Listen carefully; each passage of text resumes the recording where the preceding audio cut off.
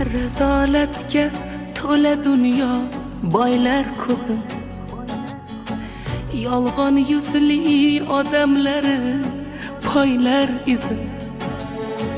Xatolarim shaytonlarga to'nkab o'zim, banda manda deya yurgan inson menman.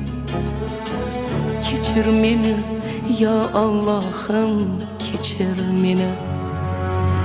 Sendan qochgan yana senga qaytar oxir.